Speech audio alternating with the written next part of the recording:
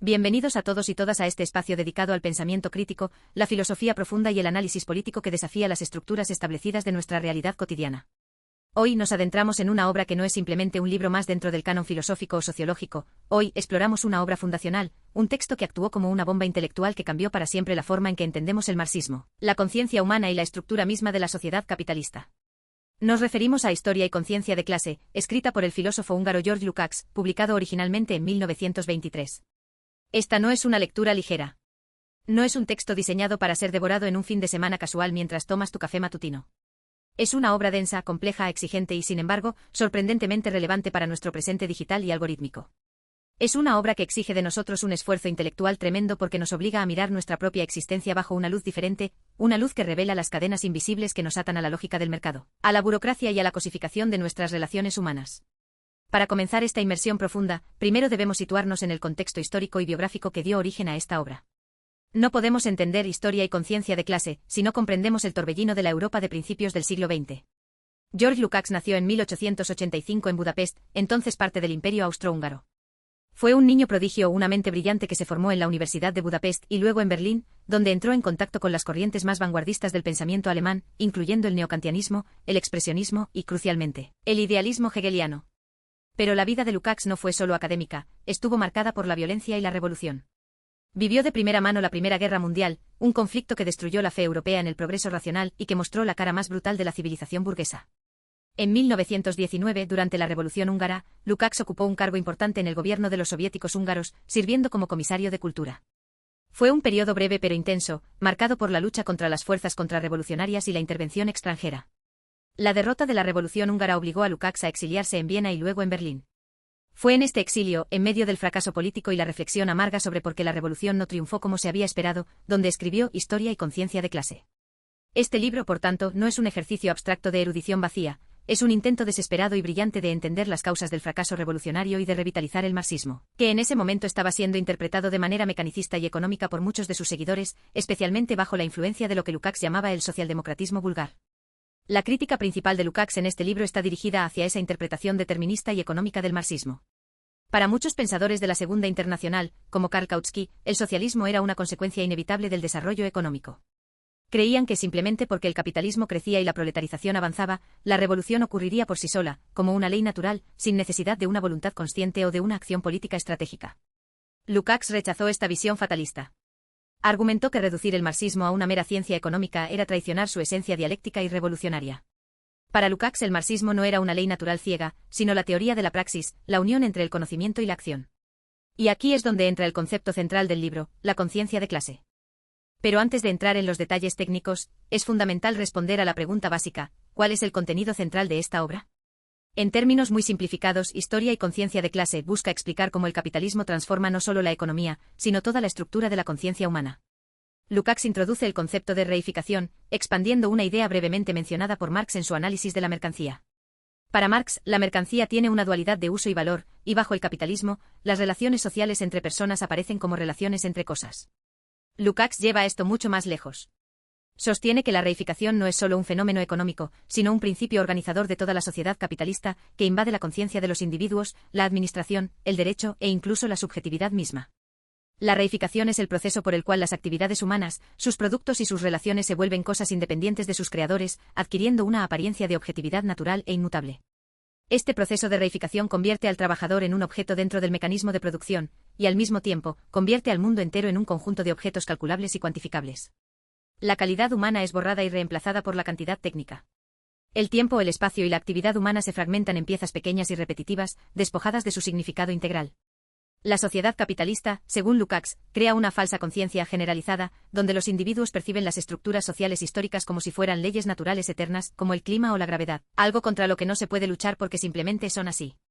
La tarea de la conciencia de clase, entonces, no es simplemente saber que uno es pobre, sino comprender la totalidad del sistema, ver las conexiones ocultas detrás de los hechos aislados y reconocer que la sociedad es un producto humano que puede ser transformado. Ahora profundicemos en los aspectos técnicos y estructurales del libro. Lukács divide sus ensayos en varios capítulos fundamentales, cada uno abordando un aspecto específico de la dialéctica, la conciencia y la organización. El primer ensayo, titulado «Lo que es el marxismo ortodoxo», establece las bases metodológicas. Aquí Lukács defiende la dialéctica como el único método válido para comprender la realidad social. Para él, la ortodoxia marxista no reside en la adhesión ciega a las conclusiones específicas de Marx, sino en la adopción de su método dialéctico. La dialéctica, según Lukács, es la teoría de la totalización. Significa que ningún fenómeno social puede ser entendido en aislamiento, debe ser situado dentro del conjunto total de relaciones sociales. Lukács argumenta que la ciencia burguesa, por ejemplo, la economía clásica o la sociología positivista, tiende a analizar los hechos de manera fragmentada y estática. Estudia la parte sin ver el todo, la superficie sin ver la estructura profunda. Esto es necesario para la burguesía, cuya ideología requiere presentar el orden actual como eterno y natural. El proletariado, en cambio, tiene una posición única en la sociedad. Al ser la clase explotada, su emancipación implica la abolición de todas las clases, y por lo tanto, la abolición de la sociedad de clases en su totalidad. Esto hace que el proletariado sea, potencialmente, el sujeto objeto de la historia.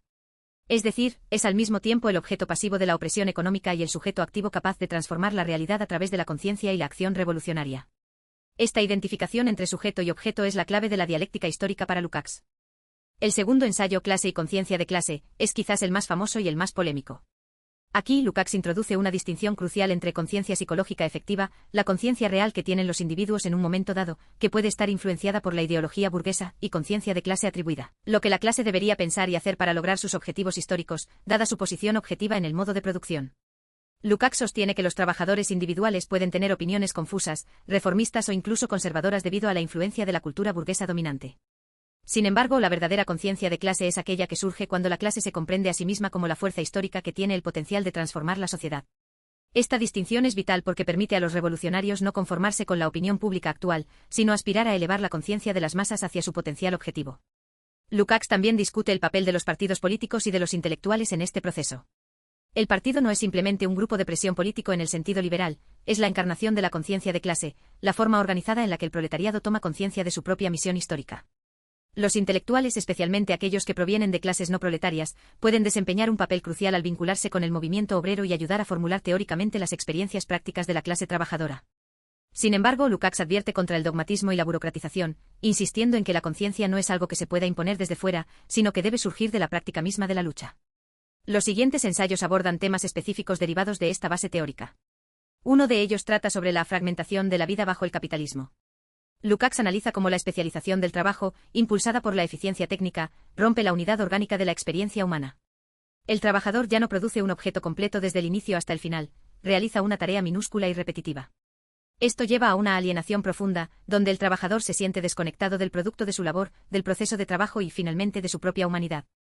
La fragmentación no se limita al lugar de trabajo, se extiende a la cultura, la educación y la vida privada. Todo se vuelve parcial, utilitario y medible. Otro tema central es la relación entre la ética y la política en el marxismo. Lukács critica tanto el utilitarismo burgués como ciertos tipos de moralismo religioso o idealista. Para él, la moralidad no es un conjunto de reglas abstractas universales aplicadas a cualquier situación, sino que está determinada por la posición de clase y por las exigencias históricas del momento.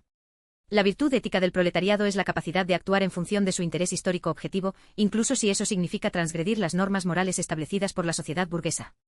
Esto puede sonar peligroso o ambiguo, pero Lukács lo fundamenta en la idea de que la verdad histórica es la guía suprema. Si una acción conduce a la liberación humana y a la superación de la reificación, entonces tiene validez ética, independientemente de las convenciones sociales vigentes. Es imperativo detenerse a considerar las reacciones y la recepción crítica de esta obra. Desde su publicación, Historia y conciencia de clase, ha sido objeto de intensos debates. En su momento fue condenado oficialmente por el Comintern y por figuras clave del marxismo-leninista, como Lev Trotsky y Karl Radek, quienes lo acusaron de idealismo y desviacionismo. Los acusaron de dar demasiado peso a la conciencia y a la filosofía, desviándose del materialismo histórico ortodoxo. Para Lenin y sus seguidores, la prioridad era la organización política y la toma del poder estatal, mientras que para Lukács, la transformación de la conciencia era el prerequisito fundamental para cualquier éxito político duradero.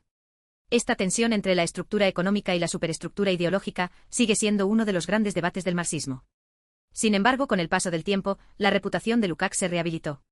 A pesar de las críticas oficiales, su obra influyó profundamente en la Escuela de Frankfurt, particularmente en Theodor Adorno y Herbert Marcuse. Adorno dedicó gran parte de su pensamiento a desarrollar y criticar las ideas de la reificación de Lukács. La sociología crítica moderna, los estudios culturales y la teoría política contemporánea deben mucho a las intuiciones de este libro. Hoy en día, los elogios hacia Historia y conciencia de clase son unánimes entre los académicos serios.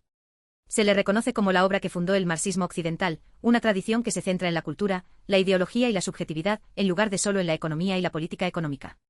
Los lectores actuales destacan la claridad intelectual de Lukács, a pesar de la densidad del lenguaje. Muchos citan su capacidad para conectar la filosofía abstracta de Hegel con la realidad concreta del capitalismo industrial. Un aspecto muy apreciado es su diagnóstico de la burocratización. Lukács predijo ya en 1923 que el triunfo del capitalismo técnico llevaría a una burocratización total de la vida social, tanto en Occidente como en la Unión Soviética temprana. Esta visión es asombrosamente precisa si la contrastamos con la realidad de las grandes corporaciones multinacionales y los estados modernos, donde la lógica de la eficiencia administrativa domina sobre la libertad humana. Además, se elogia la relevancia de su análisis de la cantidad frente a la calidad. En nuestra era de los datos masivos, los algoritmos y la métrica del rendimiento, la idea de que el capitalismo reduce todo a cantidades calculables resuena con fuerza. Los estudiantes de filosofía y sociología encuentran en Lukács herramientas conceptuales para desenmascarar cómo las plataformas digitales nos convierten en objetos de análisis y predicción, cómo nuestra atención se vende y cómo nuestra subjetividad se modela para fines comerciales. Es una lectura obligatoria para cualquiera que quiera entender no solo el pasado, sino las dinámicas ocultas del presente. Ahora, vamos a desglosar los capítulos y secciones principales con mayor detalle, para ofreceros una guía de navegación por este texto denso. Aunque el libro es una colección de ensayos, tiene una coherencia interna poderosa. Comencemos con el ensayo introductorio sobre el marxismo ortodoxo. Lukács comienza definiendo qué significa ser marxista. No se trata de memorizar citas de Marx, sino de adoptar la dialéctica como método. Explica que la dialéctica es la teoría de la totalización, lo que significa que debemos ver la sociedad como un todo dinámico e interconectado, no como una suma de partes aisladas. Lukács utiliza el ejemplo de la economía política. Mientras que los economistas burgueses estudian los precios, la oferta y la demanda como fenómenos naturales, el marxista debe estudiarlos como manifestaciones de relaciones sociales específicas. La economía es, en esencia, una forma de sociabilidad humana. Al entender esto, se rompe la ilusión de que el mercado es una fuerza natural e impersonal. Es una fuerza creada por humanos, controlada por humanos, y por lo tanto susceptible de ser transformada por humanos. Esta es la primera lección crucial, desnaturalizar lo social. Pasemos al núcleo del libro, el concepto de reificación. Lukács dedica varias páginas a explicar cómo la estructura de la mercancía penetra en la conciencia. Cuando compramos un producto vemos el objeto, pero no vemos el trabajo humano que lo produjo, ni las condiciones laborales, ni las relaciones sociales detrás de él. El objeto aparece como algo autónomo con propiedades inherentes. Esta ilusión se extiende a nuestra propia percepción de nosotros mismos. Nos vemos a nosotros mismos como recursos humanos, como capital humano, como conjuntos de habilidades medibles y vendibles. Nuestra identidad se fragmenta en habilidades técnicas. Lukács argumenta que esto crea una pasividad psicológica. Si el mundo parece compuesto por cosas objetivas que siguen leyes propias, entonces la acción humana parece inútil o limitada. Nos sentimos como espectadores de nuestra propia vida, sujetos a fuerzas que no podemos controlar. La reificación, por lo tanto, es una forma de alienación cognitiva. Nos impide ver la realidad como una totalidad histórica en proceso. Esta es la razón por la cual la conciencia de clase es tan difícil de alcanzar. No es solo una cuestión de educación política, es una lucha contra la estructura misma de la percepción impuesta por el capitalismo. Otra sección crítica trata sobre la dialéctica de sujeto y objeto. En la filosofía tradicional, sujeto y objeto están separados. El sujeto conoce, el objeto es conocido. En la dialéctica histórica de Lukács, el proletariado es la única clase donde el sujeto de la historia, los trabajadores, se convierte en el objeto de la historia, la transformación de la sociedad. Cuando el proletariado toma conciencia de su rol, no solo conoce la realidad, sino que la cambia. Esta identificación es única. Otras clases, como la burguesía, tienen un interés en mantener la separación entre sujeto y objeto, porque necesitan ver el mundo como algo externo y controlable para dominarlo. El proletariado, al abolirse a sí mismo como clase explotada, abolida la contradicción misma. Esto lleva a la discusión sobre la importancia de la organización. Lukács no cree en la espontaneidad pura. Cree que la conciencia de clase no surge mágicamente en cada individuo. Requiere una organización colectiva, el partido, que actúa como la memoria y la voluntad concentrada de la clase. El partido es la médula espinal de la conciencia de clase. Sin él, la lucha permanece fragmentada, reformista y eventualmente cooptada por el sistema. Esta es una lección política dura pero necesaria.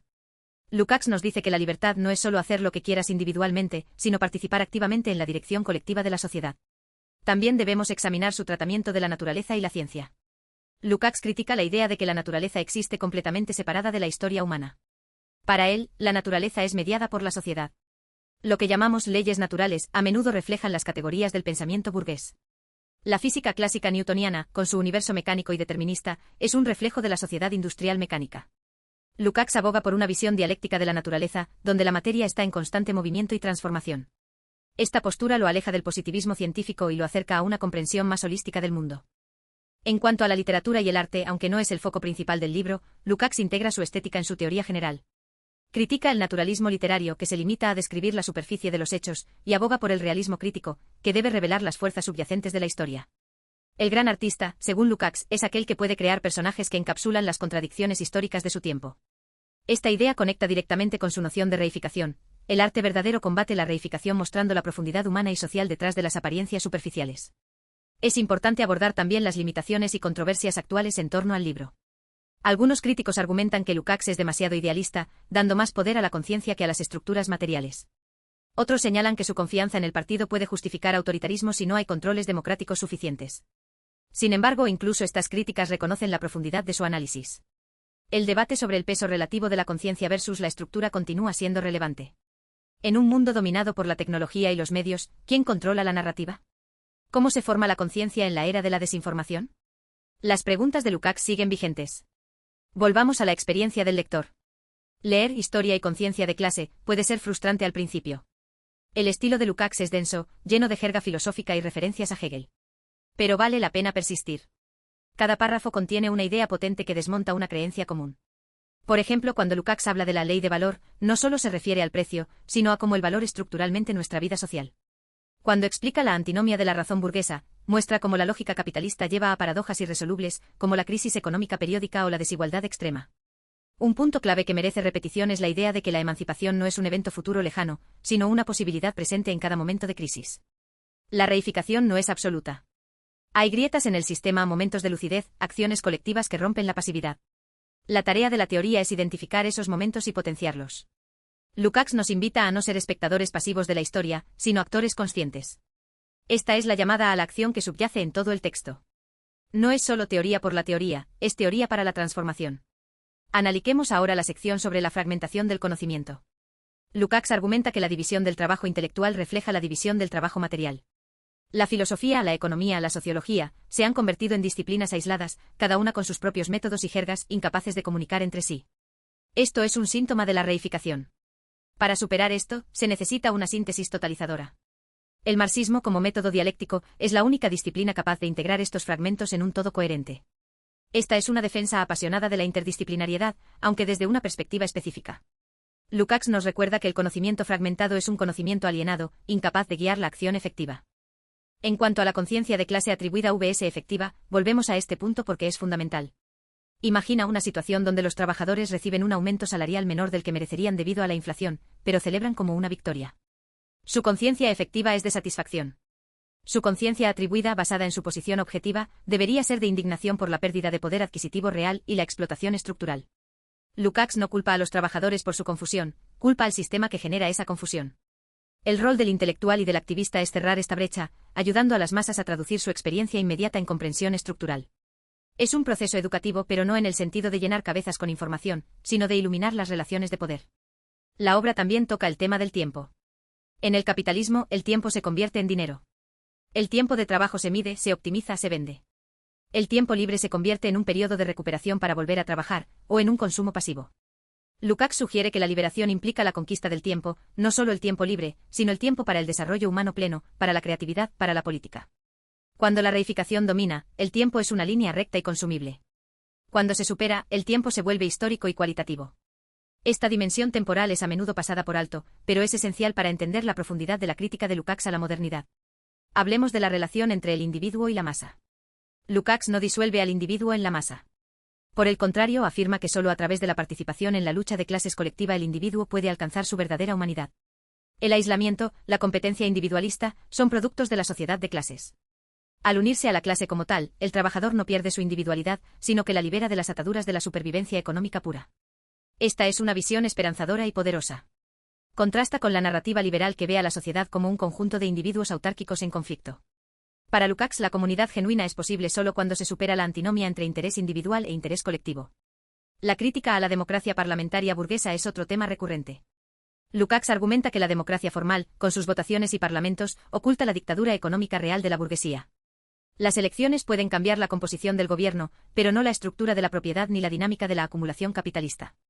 Por lo tanto, la democracia proletaria debe ser más que política, debe ser económica y social. Debe extender la participación democrática a la esfera productiva. Esto anticipa debates posteriores sobre la democracia participativa y el autogestión. Lukács nos invita a pensar en formas de democracia que no se limiten a la cada 4 años en las urnas, sino que sean una práctica diaria de control social sobre los recursos y la producción. Al revisar los ensayos finales, encontramos una reflexión sobre la ética revolucionaria. Lukács rechaza la ética de la intención o la ética de la responsabilidad en el sentido weberiano puro. Propone una ética de la verdad histórica. La pregunta no es qué pienso que es correcto, sino qué conduce a la superación de la reificación. Esto puede llevar a decisiones difíciles, incluso impopulares. Pero la legitimidad ética radica en la alineación con el movimiento de la historia hacia la libertad humana. Esta es una postura audaz que desafía la moralidad convencional. Invita a los lectores a cuestionar sus propias intuiciones morales y a examinar de dónde vienen. ¿Son mis valores realmente míos, o son internalizados por la sociedad capitalista? Es interesante notar cómo la obra de Lukács dialoga con otros pensadores de su época, aunque no los cita explícitamente en todos los casos. Hay ecos de Max Weber en el análisis de la racionalización y la burocracia. Hay influencias de Sigmund Freud en la comprensión de la represión y la conciencia. Hay resonancias de Henry Bergson en la idea de la duración y la experiencia vivida. Lukács sintetiza estas corrientes en una visión marxista coherente. Esta capacidad de síntesis es una de sus mayores fortalezas. No se limita a la economía, abraza la psicología, la sociología, la cultura. Esto hace que su obra sea rica y multifacética.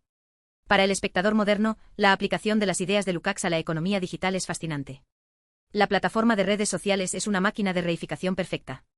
Los usuarios producen contenido, trabajo, pero no poseen los medios de producción, la plataforma. Sus relaciones sociales se convierten en datos, mercancía. Su atención se vende a anunciantes. La conciencia de los usuarios está fragmentada por algoritmos que les muestran solo trozos de realidad, impidiendo la visión totalizadora. La conciencia de clase en la era digital podría significar comprender cómo estos algoritmos moldean nuestra percepción y cómo resistirlos colectivamente. Lukács nos da el marco conceptual para entender esta nueva forma de alienación. La resistencia a la reificación no es fácil. Requiere un esfuerzo constante de crítica. Requiere leer, discutir, organizar. Lukács no ofrece recetas fáciles. No hay un manual paso a paso para la revolución. Solo hay un método, la dialéctica. Aprender a pensar en totales, en procesos, en contradicciones. Aprender a ver la historia en movimiento. Esto es un entrenamiento mental que dura toda la vida. Es por eso que este libro sigue siendo un desafío. No es un producto de consumo rápido. Es una herramienta de transformación personal y colectiva. Al llegar al final de esta lectura profunda, es crucial resumir las lecciones principales. Primero, el marxismo es un método, no una dogma. Segundo, la reificación es el problema central del capitalismo, afectando la economía, la conciencia y la cultura. Tercero, la conciencia de clase atribuida es la meta política, requiring organización y lucha. Cuarto, la liberación humana implica superar la fragmentación y recuperar la totalidad de la experiencia social. Quinto, la historia no está escrita por fuerzas ciegas, sino por sujetos conscientes, y el proletariado es el único sujeto con el potencial histórico para abolir la propia condición de clase. Estas ideas no son solo teoría académica. Son invitaciones a la acción. Cada vez que cuestionamos una norma social, cada vez que nos organizamos en el trabajo, cada vez que producimos arte crítico, estamos luchando contra la reificación. Lukács nos empodera con la idea de que no estamos atrapados.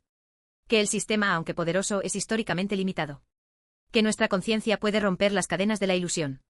Esta esperanza fundamentada en el análisis riguroso es el legado duradero de historia y conciencia de clase. Debemos hablar también de la estructura estilística del libro. Lukács escribe con pasión, a veces con retórica inflamada, típica de un revolucionario comprometido.